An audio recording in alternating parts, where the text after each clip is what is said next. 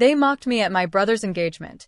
Then I revealed I own the company they work for, and the room went silent when the man on the stage said my name. Not my brother's name. Not his fiancée's name. Mine. Every laugh froze. Every smile cracked. Forks stopped midair.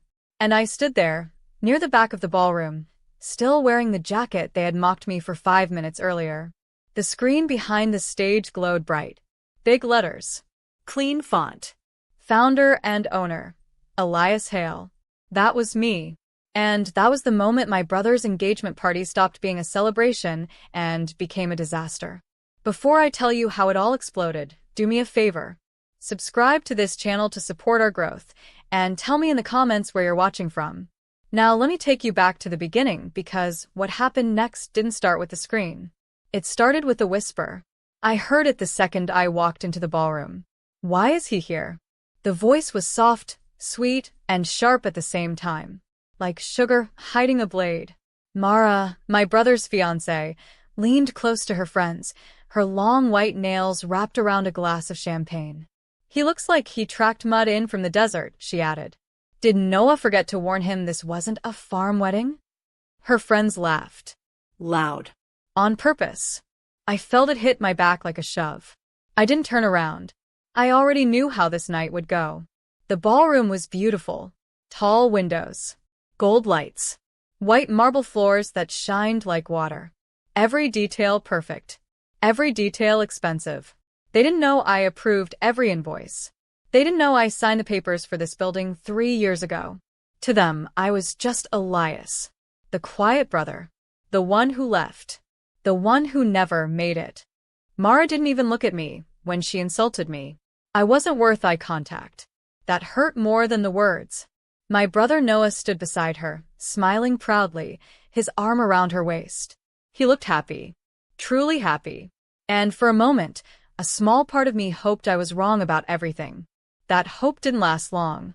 I walked to the bar and ordered water. The bartender nodded politely. He knew who I was. So did the staff. They knew better than to say anything. Power works best when it stays quiet. As I waited, I heard my mother's voice behind me. Elias, she said, sighing. Why couldn't you wear something nicer? I turned. She looked me over the way people inspect damaged goods. This is a very important night, she continued. Mara's family is well-connected. That word again. Well-connected. I nodded. I came straight from work. She frowned. Doing what? Working, I said. She didn't ask where. She never did. My mother walked away before I could say anything else. That was normal. I stood there alone, watching people laugh, dance, and celebrate a future I was clearly not meant to be part of. Then I noticed Ezra, Mara's father. He stood near the edge of the room, smiling too wide, checking his phone every few seconds. His wife Leah stood beside him, her smile stiff, her fingers gripping her necklace like it might disappear. Mara laughed loudly at something Noah said, but her eyes kept scanning the room. Not joy. Fear. I felt it then.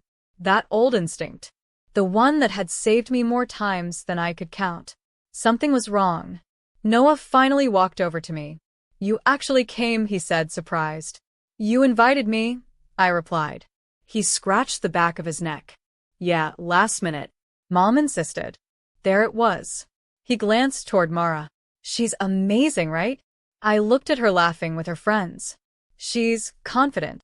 Noah smiled, but it didn't reach his eyes. He leaned closer. Elias, can I ask you something? Before I could answer, Mara called his name sharply. Noah. He hesitated. Later, he said. We'll talk later. He walked away. The music lowered. Someone tapped the microphone. Ezra stepped onto the stage, straightening his jacket. The lights focused on him. My friends, he said warmly, thank you for being here to celebrate the joining of 2 families. Applause filled the room. He talked about love. About trust. About new beginnings. Every word felt rehearsed. I felt my phone vibrate in my pocket. A message from Ruth, my lawyer. They're desperate. They think your family has money. They have no idea it's you. My chest tightened. Ezra raised his glass. But before we toast, he said, smiling wider, we want to honor the people who made this night possible. The company that supports our family every day. The projector behind him turned on. Mara smiled proudly. Noah squeezed her hand.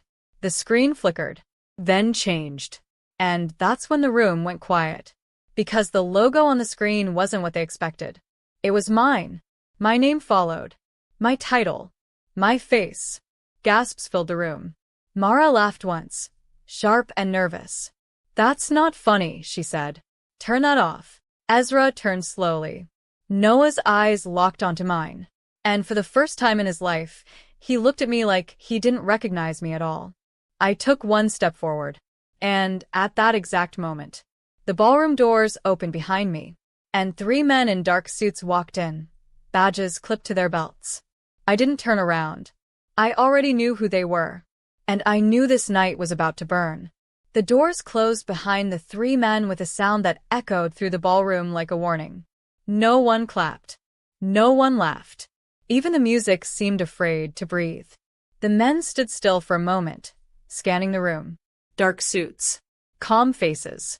The kind of calm that doesn't rush because it knows time is on its side. Ezra's smile slid off his face like it had never belonged there. Mara turned to Noah, her voice low and sharp. What is this? Who are they? Noah didn't answer. His eyes were locked on me. I finally turned around. The man in the middle met my gaze and gave the smallest nod. Professional. Controlled. Good timing. Ezra cleared his throat and tried to laugh. Ladies and gentlemen, he said, forcing cheer into his voice, this appears to be some sort of misunderstanding. Please, enjoy the food while we sort this out. No one moved. People don't move when they sense a storm. One of the men stepped forward. Mr. Ezra Cole, he asked. Ezra stiffened. Yes. I'm Agent Marcus Reed. We need to speak with you. Right there. In front of everyone. Leah grabbed Ezra's arm. This isn't the time, she whispered urgently. Mara looked around, confused now. Scared. Daddy, what's going on? Ezra didn't answer her. Instead, he looked at me. Really looked at me.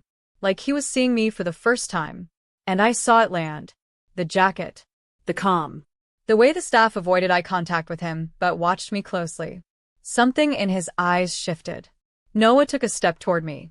Elias, he said quietly. What did you do? That question hurt more than any insult. Before I could answer, Agent Reed spoke again. We'll wait, he said evenly. But we won't wait long. Ezra nodded too fast. Of course. Of course. Just a moment. He turned back to the microphone, hands shaking now. Everyone, please enjoy the evening. This is nothing. Nothing. I almost smiled. Mara stormed toward me, her heels clicking sharp and angry against the marble. You did this, she hissed. Didn't you? I tilted my head. Did what? She got close enough that I could smell her perfume. Sweet. Expensive. Overdone. You always hated me, she said. You're jealous. I laughed. I couldn't help it. Not loud. Just enough. That made her flinch. You think this is funny? She snapped. No, I said calmly. I think it's interesting. Noah stepped between us. Mara, stop. She stared at him like she couldn't believe what she was hearing. You're taking his side? I'm trying to understand what's happening, Noah said. His voice shook. Because it feels like everyone knows something I don't. Ezra suddenly clapped his hands. Loud. Sharp. Enough, he said. Noah, son. Why don't you take Mara outside for some air? Agent Reed's eyes flicked to Ezra. I wouldn't do that. The room froze again. Ezra swallowed. Excuse me? If she leaves, Reed said, she may not come back. Mara's face went pale. Leah let out a small sound, halfway between a gasp and a cry. Noah looked at Mara, then at his parents, then at me. Elias, he said, almost pleading now. Please. Tell me what's going on. I opened my mouth and closed it again, because this wasn't the moment yet. This wasn't the high. This was the drop before it. I think, I said carefully, You should listen to what Mr. Cole has to say. Ezra shot me a look full of panic and fury. He walked toward the agent, lowering his voice. We can handle this privately. Agent Reed shook his head. Not tonight. The murmurs started then. Whispers moving through the crowd like wind through dry grass. What's happening? Is this real? Are they being arrested? Mara grabbed Noah's arm. Tell them to stop, she whispered. Please. Noah gently pulled his arm away. That hurt her more than anything else so far. I felt my phone buzz again. A message from Ruth. We found the missing piece. Their real names. Multiple states. My heart beat faster. Ezra saw my phone light up, and in that moment I knew. He finally understood who I was. He walked toward me slowly, like a man approaching fire. You, he said quietly. You're the one. I met his eyes. Yes. His voice dropped to a whisper. What do you want? I thought about my mother's eyes. My brother's silence. Mara's laugh. I want the truth, I said. Mara laughed suddenly. Loud. Sharp. A little wild. This is ridiculous, she said. You think you can scare us? You're nobody. The room went quiet again. I took a step forward, and the projector flickered back on by itself. New images filled the screen. Names. Photos. Documents. Mara turned slowly and screamed. Subscribe to this channel to support our growth. Mara's scream cut through the room like glass breaking. Not a pretty scream. Not a dramatic one. This was raw. Animal. The sound a person makes when the ground disappears under their feet. People jumped back as if the screen might explode. Her face drained of color as the images behind her kept changing. One photo after another. Different hair. Different names. Same eyes. Ezra turned slowly toward the screen, his mouth opening, then closing again. Leah pressed both hands to her chest, shaking her head over and over. No, she whispered. No, no, no. The room buzzed with panic now. Phones were out. People were whispering fast. Some were already backing toward the exits. Agent Reed stepped forward again, calm as stone. Ms. Mara Cole, he said, clear and steady, or should I say Miriam Adler? Mara spun toward him. That's not my name, she screamed. That's not me. The screen changed again. A government document. A mugshot from years ago. A younger version of her. No makeup, hair pulled back, staring into a camera with the same cold eyes. Under it, Miriam Adler, fraud investigation, closed due to identity change. Noah staggered back like he'd been punched. That's not possible, he said, his voice cracking. Mara, tell me that's fake. She looked at him. Really looked at him. And for the first time all night, she didn't smile. She grabbed his hands. Noah, listen to me, she said fast. They're lying. Your brother hates me. He's doing this to break us apart. All eyes turned to me. I felt them. Heavy. Burning. I stepped forward slowly. I didn't put those records there, I said calmly. The government did. Ezra exploded. You planned this, he shouted, pointing at me. You tricked us. I raised an eyebrow. You planned a wedding based on money that didn't exist. The words landed hard. Leah started crying loudly now, sinking into a chair. Ezra, what is he talking about? Ezra didn't answer. That told everyone everything. Noah turned to his future father-in-law. You said your business was solid, he said. You said you were respected. Ezra wiped his forehead. We are respected, he snapped. This is a misunderstanding. Agent Reed nodded slightly. Then you won't mind explaining why you've used 5 different names in 3 states. The room went dead silent again. Mara let go of Noah's hands. Slowly. Too slowly. She turned toward me, her face twisting with rage. You think you're better than me, she hissed. You think owning a company makes you important? I smiled faintly. No. Staying quiet while people underestimate you does. She lunged at me. 2 security guards caught her before she got close, holding her arms as she kicked and screamed. Let me go, she yelled. This is his fault. Noah didn't move. He just stared at her. At the woman he thought he loved. at the stranger standing in her place. "I don't even know who you are," he whispered. That broke her. She stopped struggling. Her shoulders sagged. Then she laughed. Low. Bitter. Dangerous. "You were never supposed to know," she said softly. "You were perfect, Noah. Safe. Easy." He flinched. Ezra shouted, "Stop talking." But it was too late. The truth had found air. Agent Reed stepped forward again. "Mr. Cole, Miss Cole, Ms. Adler. We're placing you under temporary detainment pending further questioning." People gasped. Leah sobbed openly now. "Please," she begged. "We can explain everything." Agent Reed shook his head. "You've had years." 2 more agents appeared from the side doors. The room erupted into chaos. Guests rushed out. Some stayed, frozen, unable to look away. The DJ stood helplessly by his booth, hands hovering uselessly over the controls. My mother appeared beside me, her face pale. "Elias," she whispered. "What have you done?" I turned to her. "I paid attention," I said. She opened her mouth to speak, then closed it again. Noah walked toward me slowly, like each step weighed 1,000 pounds. "You own the company," he said quietly. "The one Ezra's been bragging about for months." "Yes," I replied. "You've been sending money to Mom and Dad," he continued. "Helping them?" "Yes." He swallowed hard. "And you never said anything." "You never asked," I said gently. That hurt him. I could see it. Ezra tried one last move. "You can't arrest us here," he shouted. "This is private property." Agent Reed looked at me. I nodded. "It's mine," I said. Ezra's face collapsed. Handcuffs clicked shut. Mara started screaming again as they pulled her toward the doors. "You think this is over?" she yelled at me. "You don't know what you've started." She locked eyes with me, wild and furious. I didn't look away. She was dragged out. Ezra followed, shouting. Leah was last, crying quietly, her head bowed. The doors slammed shut. Silence. Deep. Heavy. Final. The engagement party was over.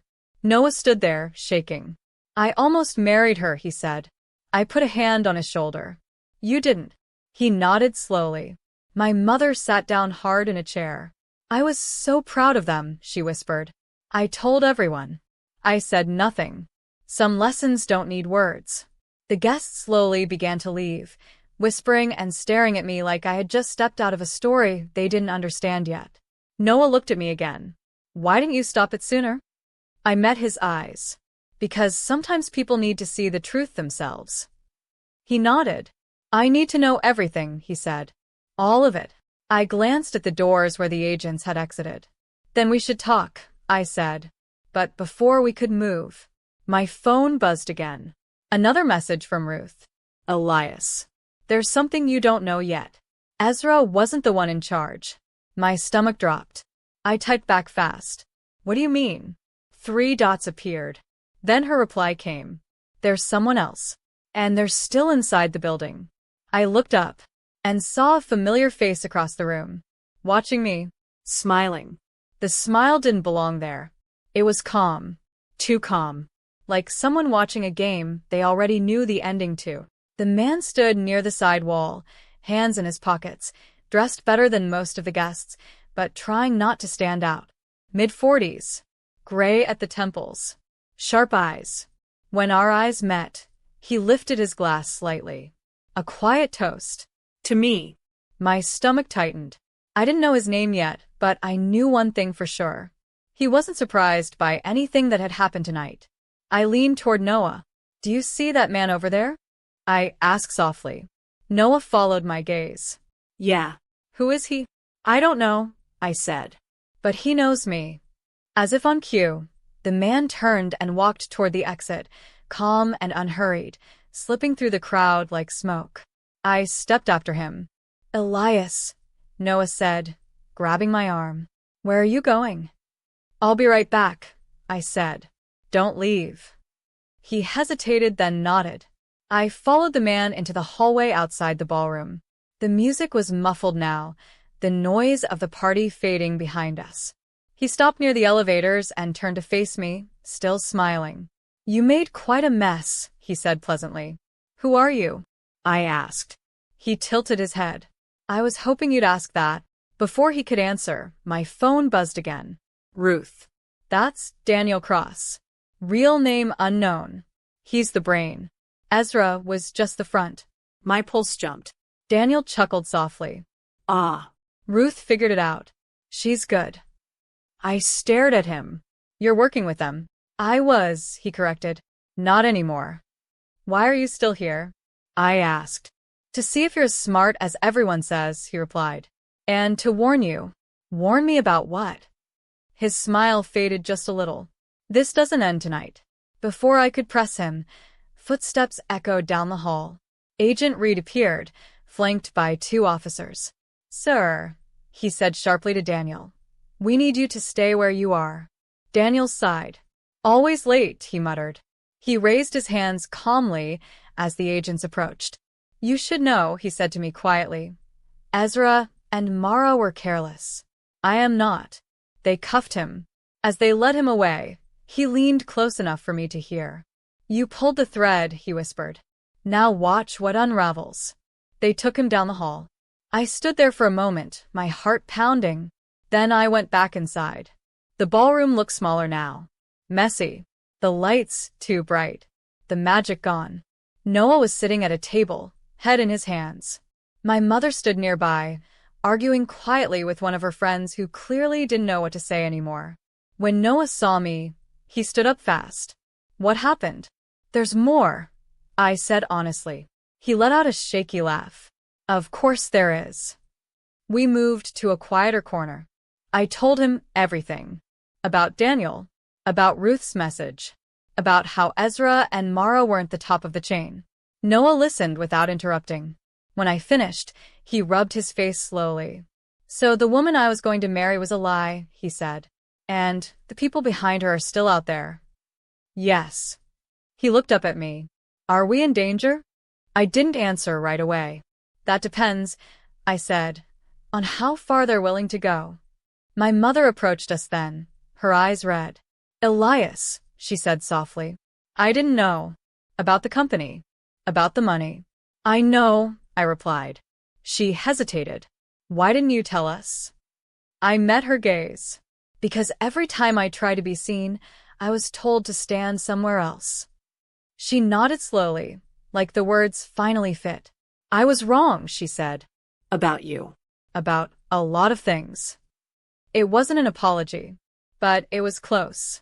The rest of the guests drifted out over the next hour. Some whispered apologies. Some avoided eye contact. Some asked questions I didn't answer. By midnight, the ballroom was almost empty. Noah and I sat at the bar, untouched drinks in front of us. I don't know who I am without her, he admitted quietly. You are still you, I said. You just get to choose better now. He nodded. Outside, police lights flashed faintly through the windows. My phone buzzed again. Another message from Ruth. Elias. Daniel didn't act alone. There's evidence he moved assets tonight, during the party. My chest tightened. Moved them where? Her reply came slower this time. Into one of your subsidiary accounts. I stared at the screen. Someone had used my company. No one noticed my face. What is it? They're trying to make me part of it, I said. To frame you? Yes.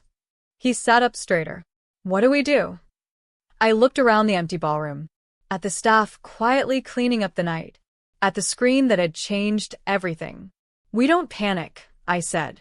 We prepare. As if the night hadn't already given enough, my phone rang. Unknown number. I answered. A familiar voice spoke calmly on the other end. Good evening, Elias, Daniel said. I told you this wasn't over. I closed my eyes. Outside, thunder rolled in the distance. Subscribe to this channel to support our growth. The thunder came closer, low and slow, like the sky itself was thinking before it spoke. I held the phone tight. You're calling from jail, I said. That's bold. Daniel laughed softly on the other end. You think bars stop people like me? I didn't answer. Check your email, he continued. You'll see what I mean. The call ended. I stared at the dark screen for a second before slipping the phone back into my pocket. Noah was already watching me, worry written all over his face. That was him, he said. I nodded. Yes. What does he want? To remind me that he's not done. Outside, rain started to fall. Heavy drops hit the tall windows, turning the city lights into long, shaking lines. We didn't stay much longer after that. By the time Noah and I stepped out into the night, police cars were gone, the crowd was gone, and the party felt like something that had happened in another life. The rain soaked through my jacket as we crossed the parking lot. For the first time that night, Noah spoke without anger or confusion. Elias, he said quietly, I should have listened to you. Years ago. I stopped walking. You didn't even hear me, I said. Listening came later. He nodded. I know. I was blind. I thought love meant never questioning. That's not love, I replied. That's fear. He looked at me, really looked at me, the way he hadn't since we were kids. I don't want to lose you, he said. You already almost did, I said gently. But we're still here. That mattered. The next morning, the storm had washed the city clean. Gray clouds hung low, but the air felt lighter, like something heavy had finally been pushed out. I sat in my office, high above the street, coffee untouched, staring at my laptop. Ruth was on speakerphone. He moved fast, she said. Daniel shifted money into one of your Shell subsidiaries. He used an old access key. So on paper, I said, it looks like I'm part of the fraud. Yes, she answered. That was the plan. I leaned back in my chair. Except he forgot one thing. Ruth smiled through the phone. I could hear it. That you document everything. That, I said, and that I don't work alone. I forwarded her another file. One Daniel didn't know existed. A mirrored ledger. Every transaction. Every login. Every timestamp. Silence on the line. Then Ruth laughed. Oh, Elias, she said. He's finished. We moved fast after that. By noon, my legal team had delivered the full trail to the authorities. Not just what Daniel tried to pin on me, but years of hidden movement, fake charities, offshore accounts tied back to him. He hadn't been as invisible as he thought. At 3:17 p.m., my phone rang again. Unknown number. This time, I didn't hesitate. You should have stayed quiet, Daniel said. No calm now. No smile in his voice. You should have known who you were dealing with, I replied. A sharp breath. You think this makes you a hero? No, I said. It makes me done. The line went dead. An hour later, Ruth texted me a single sentence. They picked him up again. This time for good. I closed my eyes and let the breath out slowly. It was over. The news broke that evening. Not loud. Not flashy. Just facts. A fraud ring dismantled. Multiple arrests. A fake heiress exposed. A hidden financier revealed. My name appeared once. Only once. As the person who cooperated. That was enough. Noah came by the office the next day. He stood by the window for a long time, hands in his pockets, looking down at the city. She never loved me, he said finally. I know, I replied. That hurts more than I thought it would. It should, I said. If it didn't, that would mean you didn't. He nodded slowly. I don't know what comes next, he admitted. You start with the truth, I said. And then you build from there. He smiled faintly. You always did know how to build. Later that week, my mother came too. She didn't bring excuses. She brought a small box. Inside was an old photograph. 2 boys. One taller. One smaller. Arms around each other. Laughing. I forgot, she said quietly, how close you used to be. I looked at the photo. So did I said. She swallowed. I won't forget again. It wasn't perfect, but it was real. A month later, I stood in the same ballroom.